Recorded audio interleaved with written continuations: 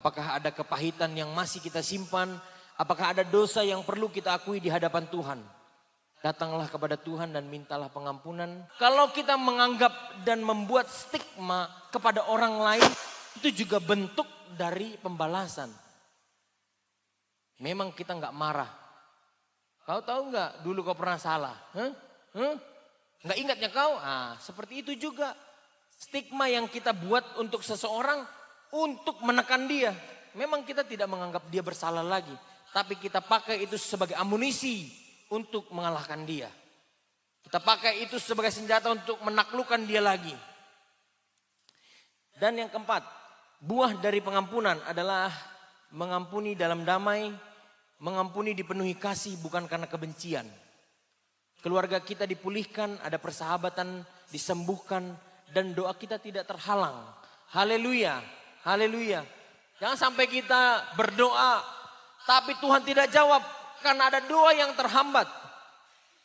Markus 11 ayat 25, saudara-saudara, sebelum kita melakukan perjamuan kudus, tetapi ada dosa orang lain yang kita simpan, yang kita anggap sebagai syarat untuk marah kepada dia. Sehingga pengharapan kita selama ini menjadi terhalang. Markus 11 ayat 25. Dan jika kamu berdiri untuk berdoa, ampunilah dulu apa yang ada dalam hatimu terhadap seseorang, supaya juga Bapamu di surga mengampuni kesalahanmu. Haleluya. Doa kita terhambat karena kita tidak bisa mengampuni orang lain. Pengampunan itu bukan kelemahan. Pengampunan itu bukan kita di bawah begitu. Mengampuni itu bukan karena kita kalah. Tapi itu justru tanda kekuatan kita di dalam rohani. Maka oleh karenanya saudara-saudara, hari ini kita akan dipanggil untuk memeriksa hati kita. Apakah ada di antara kita yang belum bisa kita ampuni?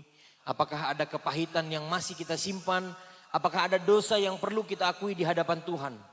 Datanglah kepada Tuhan dan mintalah pengampunan. Dan berilah pengampunan kepada mereka.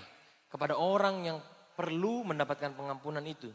Karena hanya dengan begitu kasih Tuhan begitu nyata. Bukan hanya di bibir saja. Saya beribu-ribu kali berdoa, Bapa kami di surga, ampunilah kami seperti kami mengampuni orang bersalah. Jangan-jangan kita juga tidak hafal dengan doa Bapa kami ini. Sehingga selalu kita ucapkan doa Bapa kami dicatat di sana.